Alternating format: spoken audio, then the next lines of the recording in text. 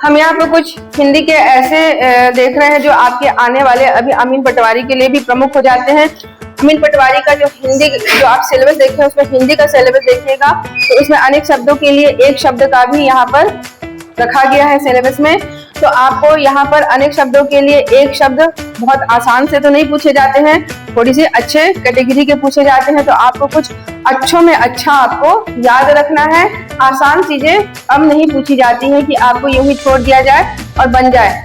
कभी कभी आसान चीजें भी देखिए नहीं बनती हैं, बहुत सामने से आप पढ़े हुए रहते हो लेकिन एट द टाइम वह नहीं बनता है। तो आपको यहाँ पर जानकार बनना है और अपनी स्मरण शक्ति को बढ़ाना है। हम यहाँ पर देख रहे हैं अनेक शब्दों के लिए एक शब्द। चलिए वह कौन कौन से प्रमुख यहाँ पर आने वाले हैं वाक्य, जिसके देखिए अनेक शब्दों के लिए एक शब्द का यहाँ पर मतलब क्या होता है। एक लंबा सा सेंटेंस रहेगा, वाक्य रहेगा, आपको उसको छोटे से स्वरूप में क्या कहना है। अनेक शब्दों के लिए एक शब्द बहुत बड़ी बात होती है क्योंकि यह बहुत बड़े विस्तार वाली चीजों को छोटा स्वरूप दे देता है। और गागर में सागर जिसको बोला जाता है वह शब्द होते हैं अनेक शब्दों के लिए एक शब्द। आप अभी यहाँ पर उदाहरण देखेंगे, आप यहाँ पर लगाने वाले हैं जो प्रश्न, उससे आपको समझ में आ जाएगा कि क्या महत्व होता है वन वर्ड का।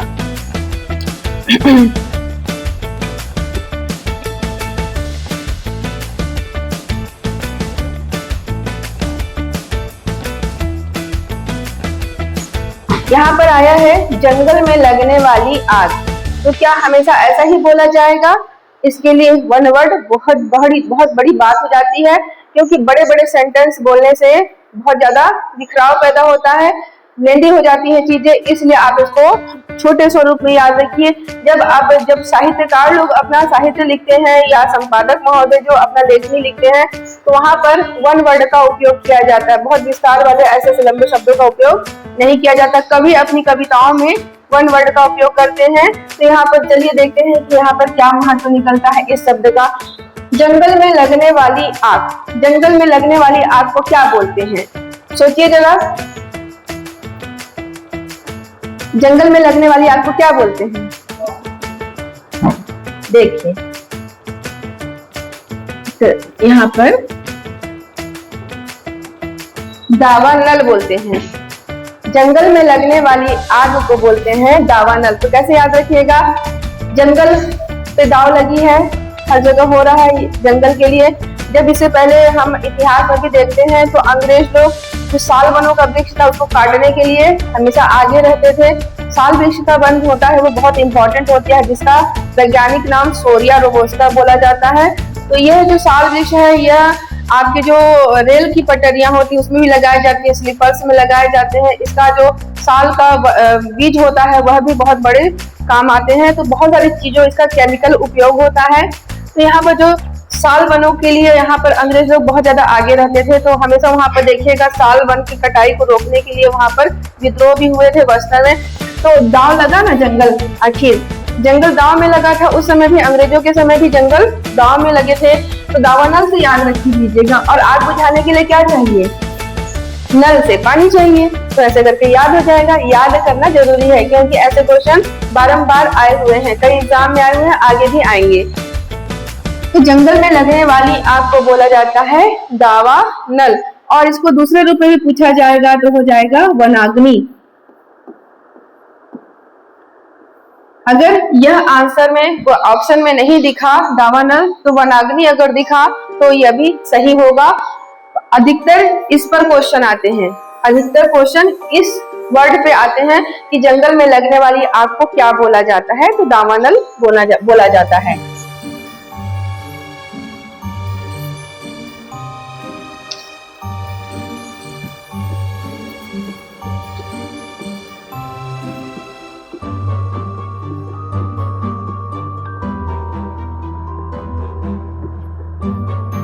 अब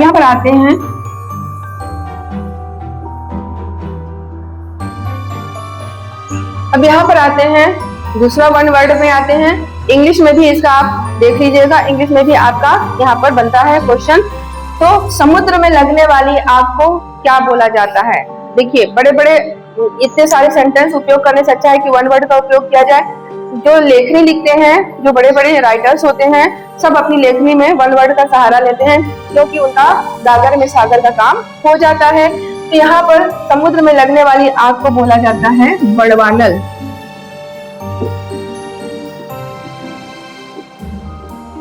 आपने कभी 10th में भी पढ़ा होगा, 9th में भी पढ़ा होगा, पर अच्छे से नहीं पढ़े हो, इसलिए थोड़ा सा दिक्कत हो रही है। अगर इसी चीजों को 10th और 9th में अच्छे से पढ़ लिया जाए तो आजीवन याद रहेगा। उस समय की पढ़ाई क्या होती है, बहुत अच्छी होती है। अगर इसको अच्छे से रट लिया जाए, याद कर लिया जाए, ये आजीवन याद रहने वाली चीजें हैं, कहीं ना कहीं पिछले क्लासों में लिखी होंगी। तो यहाँ पर देख लीजिए, लिख लीजिए। तो यहाँ पर देख लीजिए, समुद्र में लगने वाली आग, समुद्र में लगने वाली आग को यहाँ पर बोला जाएगा बड़वानल। थोड़ा सा याद कैसे करोगे, समुद्र कितना बड़ा होता है, समुद्र बहुत बड़ा होता है, विशाल होता है समुद्र, बोलते हो ना विशाल होते हैं समुद्र, यहाँ से वहां तक फैले होते हैं, उस पार से इस पार दिखता भी नहीं है। तो समुद्र तो बहुत बड़ा है, बहुत बड़ा है, तो ऐसे करके याद कर लेना। और यहाँ पर जंगल में लगने वाली आग, तो जंगल दाव पे लगे हैं, जंगल तो दाव पे लगा है, तो दावानल कर लेना। और यहाँ पर समुद्र बहुत बड़ा है, तो बड़वानल कर लेना, तो याद हो जाएगा। चलो अगला देखते हैं।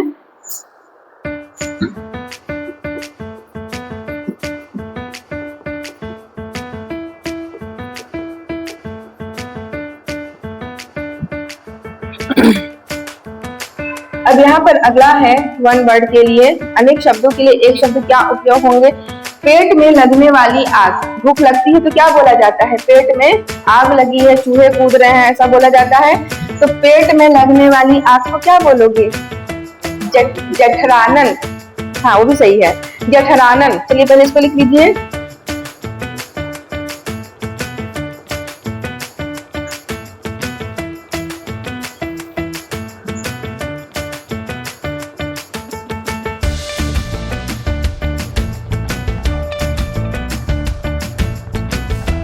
तो यहाँ पर देखिए एक आ गया है पेट में लगने वाली आग। यह भी क्वेश्चन पूछा जाता है भाई, किसी को गैस एसिडिटी हो रहा है तो क्या है, वो एक आग का ही काम करता है, कभी कभी भूख में भी पेट में आग लगी रहती है।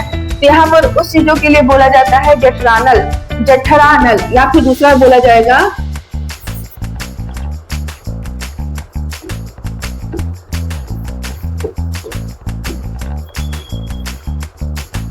जठराग्नि। यहाँ पर देखिए पेट में लगने वाली आग को यहाँ पर ऐसे याद रख लीजिए कि पेट को क्या बोला जाता है, जठर। पेट में ही जठर रस बनता है, कई एसिड बनते हैं और जठर रस बोला जाता है। तो जठर का संबंध किससे हो जाता है, पेट से हो जाता है। तो उसको एक वर्ड में बोला जाएगा जठरानल। और आग को तो हमेशा नल से बुझाया जाता है, तो नल को तो याद रखना ही है। इस प्रकार से इसको दूसरा शब्द भी अगर पूछा जाए, यह भी आए तो जठराग्नि भी इसको याद रखना है, पर दोनों में से कोई एक ही आएगा आपके ऑप्शन में। तो जठरानल ज्यादा पूछा जाता है, तो जठरानल को अच्छे से याद रखना है। अब यहाँ पर तीनों को देख लीजिए, कुछ कुछ सिमिलैरिटी नजर आ रही है। यहाँ पर आग आग जैसे चीजें एक तरफ मैंने रख दी हैं। जंगल में लगने वाली आग, दावानल, जंगल में लगने वाली आग दावानल। समुद्र में लगने वाली आग, बड़वानल, नल तो लगा है सब में। पेट में लगने वाली आग, जठरानल, नल नल सब में लग रहा है, इतना तो याद रखिए। आग को बुझाना है तो नल लगेगा ही लगेगा, इसलिए आपको यह अच्छे से अब याद हो चुका है।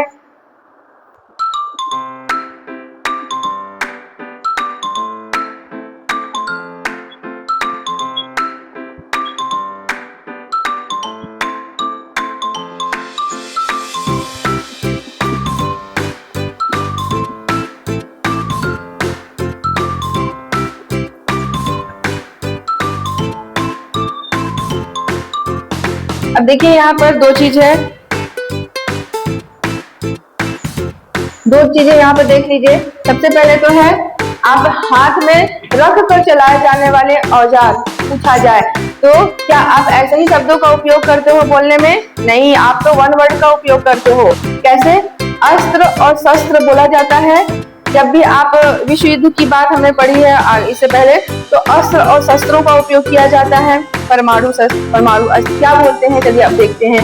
यहाँ पर हथियार है ना, जो भी है उससे संबंधित हो जाता है। तो यहाँ पर रक्षा चीजों से संबंधित ये आपको यहाँ वर्ड मिलने वाले हैं। इस लंबे वर्ड का कभी उपयोग नहीं किया जाता है, हमेशा इसके वन वर्ड का उपयोग किया जाता है। और इसी वन वर्ड से कई बार क्वेश्चन आ चुके हैं, तो हाथ में रख कर चलाए जाने वाले हथियार को क्या बोला जाता है?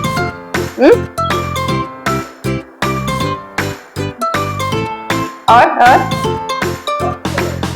हाँ, और ठीक है, चलिए यहाँ पर मैं रख रही हूँ शस्त्र और यहाँ पर रख रही हूँ अस्त्र। अब दोनों में यही से क्वेश्चन बिगड़ते हैं अच्छे से नहीं पता होने के कारण। किसी में अस्त्र रख देते हैं, किसी में शस्त्र रख देते हैं। होंगे दोनों में ही सही आंसर, इन दोनों में से ही इन दोनों का आंसर होने वाला है। अब किसमें कौन सा आने वाला है यह देखना है। तो हाथ में रख कर चलाया जाने वाला क्या शस्त्र होगा?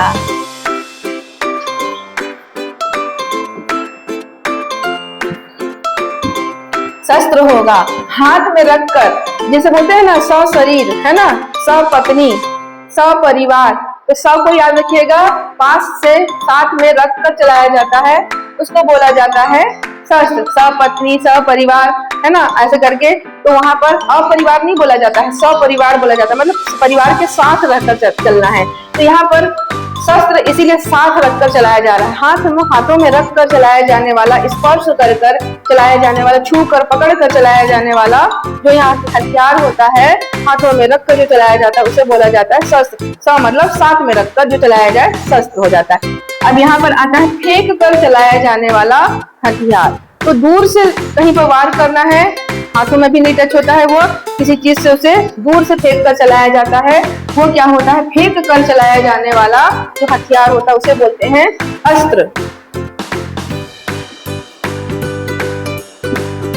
अब यहाँ पर स लगा है, यहाँ पे अ लगा है। तो देखिए जिन चीजों से हमको दूर करना है उसमें अ लगा देते हैं। अलगाव की स्थिति आ रही है इसमें, अ से अलग रहो वाला टाइप का है, हाथों से दूर रहता है कोई चीज, फेंक कर चलाया जाता है। मतलब यहाँ पर स मतलब हाथ में रख कर नहीं चलाया जा रहा है, मतलब दूर फेंक कर चलाया जा रहा है, इसलिए यहाँ पर अ का उपयोग करिएगा ताकि अच्छे से यह याद रहेगा। तो फेंक कर चलाया जाने वाला हथियार हो जाएगा अस्त्र, और हाथों से पकड़कर चलाया जाने वाला हथियार हो जाएगा शस्त्र। शस्त्रधारी बोलते हैं ना, हाथों में पकड़कर।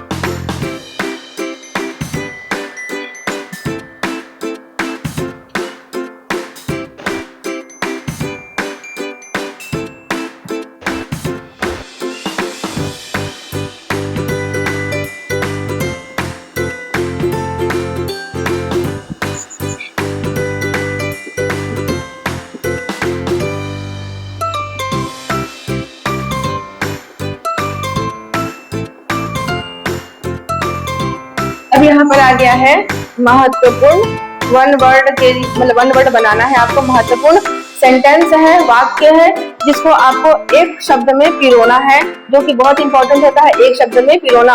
अधिकतर देखिएगा लेखनी में इसके वन वर्ड का उपयोग किया जाता है, जिसको बोला जाता है गागर में सागर। आपको जब प्री तो ठीक है, प्री में तो आपको मैचिंग करने के लिए, ऑप्शन निकालने के लिए आएगा, या कोई भी एग्जाम में अभी आप अमीन पटवारी दे रहे हो उसमें भी यह ऑप्शन चुनने के लिए आएगा। लेकिन आप जब मेंस एग्जाम में जाते हैं तो ऐसे लंबे शब्दों का उपयोग बिल्कुल नहीं करना है। गागर में सागर जैसा उत्तर होना चाहिए। आपको 2 लाइन में ही पूरी चीजें समझा देनी है। अगर आप एक लाइन इसी में ले लेंगे तो आपका उत्तर आधे में खत्म हो जाएगा, लाइन खत्म हो जाएगी, फिर आप अपनी बातें कैसे पूरी कर पाएंगे। तो यहाँ पर इसके वन वर्ड का उपयोग जानना बहुत जरूरी है, हर चीज में काम आता है। आप बोलचाल में भी उपयोग करिए, परीक्षा में भी तो होना ही है उपयोग, आप इसको दैनिक जीवन में भी अच्छे से उपयोग कर सकते हैं। तो जो किए गए उपकारों को नहीं मानता उसे क्या कहते हैं? उसे कहते हैं कृतघ्न।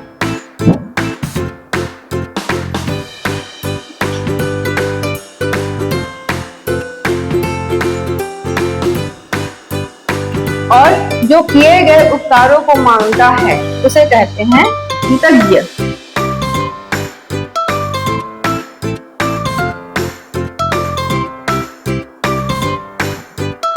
देख रहे हैं कृत कृत दोनों में लगा है, बस लास्ट का एक अक्षर आपकी पूरी दुनिया बदल दे रही है।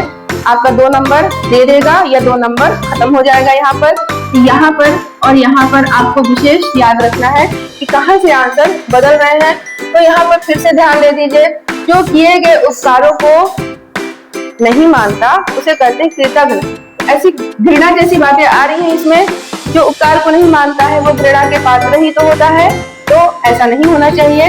इसलिए घर से याद रखिएगा, घृणा के पात्र होते हैं ऐसे व्यक्ति। इसलिए कृतघ्न ऐसे व्यक्ति को बोला जाता है जो किसी के उपकार को नहीं मानता। कृतघ्न ऐसा लंबा लंबा वर्ड बोलने से अच्छा है कि आप इस वर्ड का उपयोग करिए, और आपके साहित्य के सेक्शन में तो यह वर्ड बहुत अच्छे से उपयोग किए जाते हैं।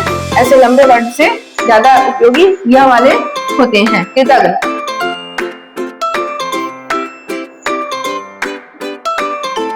फिर जो किए गए उपकारों को मानता है, जो किसी के उपकारों को मानता है, उसे क्या बोला जाता है? कृतज्ञ। हमेशा के लिए यह वर्ड याद रखना है कि कृतज्ञ बोला जाता है। यह वर्ड बहुत काम के होते हैं, तो अच्छे से इसको याद रखना। बस फर्क यहाँ का है, इसमें दोनों ही ऑप्शन में रहते हैं, ये दोनों ही ऑप्शन में आते हैं। जैसे यह प्रश्न पूछा जाए कि जो किए गए उपकारों को मानता है, डैश डैश, 4 ऑप्शन क्या लेंगे? यह भी रहेगा, यह भी रहेगा, तो वहां पर कृतज्ञ आंसर लेना होगा। अच्छा लग रहा है? ये सब काम के हैं, आपके एग्जाम में आने वाले हैं।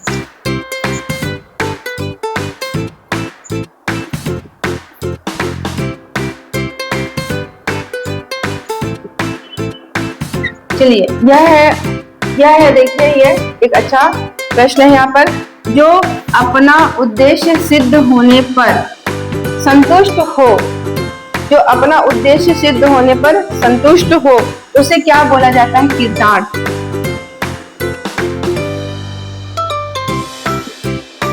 उसे बोला जाता है कृतार्थ। ऐसे लंबे वाक्यों के लिए यहाँ पर उपयोग होगा कृतार्थ जैसे शब्द का।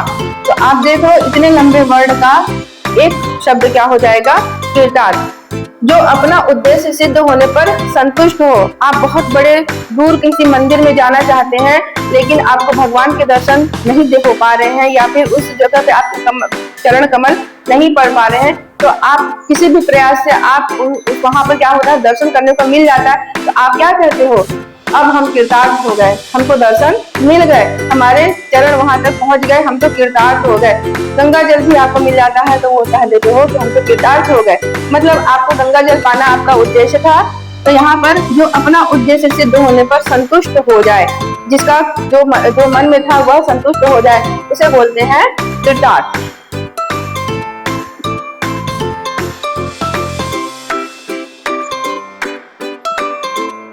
देखिए, ये बहुत इंपॉर्टेंट यहाँ पर वाक्य है, और इस वाक्य का उत्तर भी उतना ही इंपॉर्टेंट है। अब यहाँ पर जो गागर में सागर भरने जैसा शब्द होता है, जब आप मेंस एग्जाम में लिखोगे तो ये पूरा वर्ड लिखने के लिए ठीक नहीं होगा, क्योंकि यहाँ पर यह एक लाइन खा लेने वाला है। यहाँ पर आप वन वर्ड का उपयोग करेंगे, जिससे आपका उत्तर परिपूर्ण होगा। और बोलचाल की भाषा में दैनिक जीवन में भी कुछ ऐसे ही वर्ड उपयोग करने के लिए बहुत जरूरी होते हैं। और जैसे आप संपादक महोदय होते हैं, जो लेखन शैली में होते हैं, जो कविता शैली में होते हैं, जो लिखते हैं, ऐसे ही वर्डों का उपयोग करते हैं। क्या मतलब निकलेगा इतना लंबा लंबा वर्ड लिखने से? तो जिस पर अनुग्रह किया गया हो उसे बोलते हैं अनुगृहित।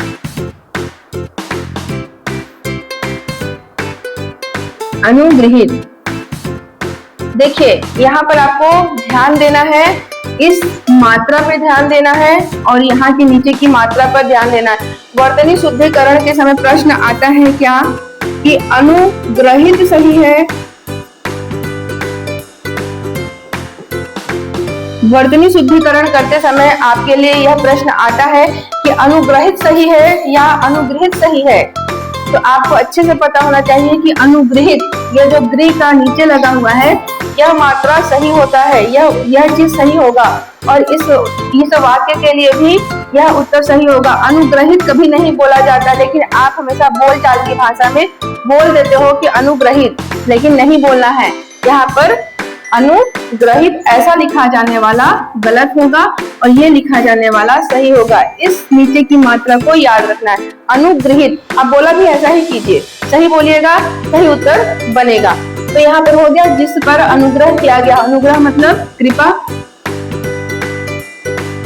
जिस पर कृपा किया गया हो या जिस पर अनुग्रह किया गया हो उसे बोलते हैं अनुग्रहित। मैं भी देखिए उच्चारण में बिल्कुल सही उच्चारण कर रही हूँ, अनुग्रहित। अगर मैं बोलती अनुग्रहित तो गलत हो जाएगा, बोलने के बाद लिखना भी गलत हो जाता है, इसलिए सही उच्चारण कीजिए। पेट में दम लगाइए ताकि सही उच्चारण निकले, अनुग्रहित, तब ये सही हो जाएगा। यहाँ पर देखिए बहुत सारे इंपॉर्टेंट मैंने यहाँ पर जो बड़े वाक्यों का वन वर्ड क्या होता है वह लाया है, जो हिंदी व्याकरण में आने वाले हैं, हर एग्जाम में आने वाला यहाँ पर प्रमुख प्रश्न बनता है। इतने को आप अच्छे से याद रखिए, ध्यान रखिए, बढ़िया बनाइए।